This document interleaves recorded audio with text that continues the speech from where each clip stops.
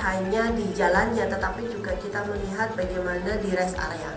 Karena rest area ini adalah titik penting juga, karena tempat mereka para pemudik istirahat, termasuk juga toilet dan penumpukannya biasanya kan banyak banget ya, numpuk dan hampir nggak cukup.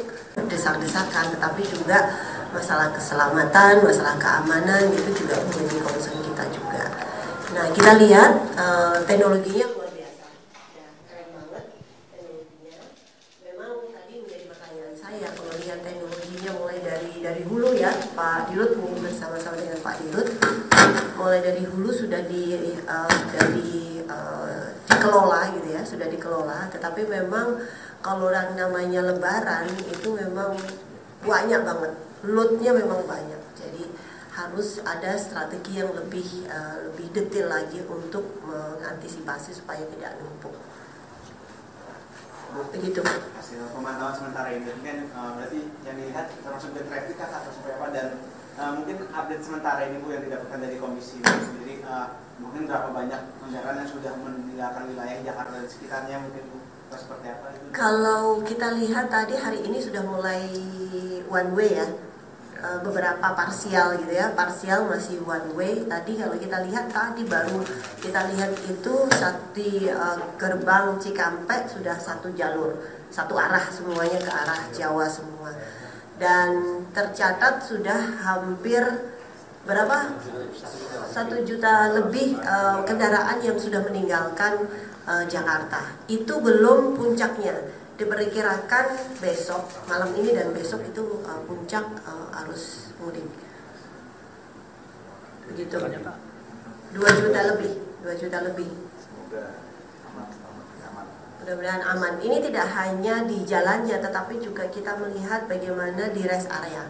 Karena rest area ini adalah titik penting juga, karena tempat mereka para pemudik istirahat, termasuk juga toilet dan penumpukannya biasanya kan banyak banget ya, numpuk dan hampir nggak cukup. Nah, ini memang harus dikelola dengan baik. Begitu? Cukup? Cukup ya? Satu lagi. Ya. Izin Tata dari Kompas TV, Bu. Berarti selama ini kan sudah dilakukan beberapa rekayasa lalu lintas. Apakah itu benar-benar mengurai kepadatan yang ada di lokasi atau bagaimana, Bu? Ya.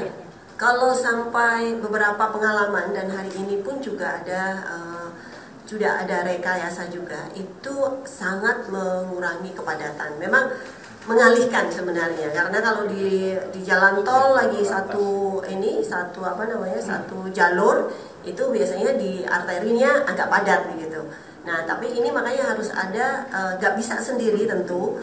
Jasa Marga memang gak bisa sendiri, harus ada kerjasama dengan kepolisian, dengan perhubungan, harus ada kerjasama yang sama dengan pemerintah daerah juga, karena kan sepanjang Trans Jawa itu kan banyak juga yang berdampak.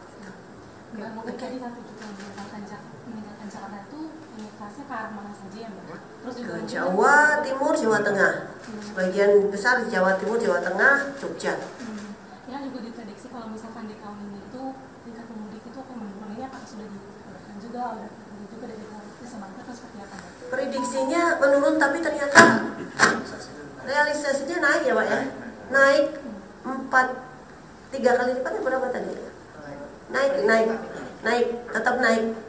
Meskipun ada efisiensi, tetapi tetap naik. Karena waktunya libur lain-lain itu tidak bisa. Iya, karena ada work from anywhere gitu juga bisa membuat berarti boleh pulang gitu. Karena agak panjang ini ya, lebih panjang liburnya.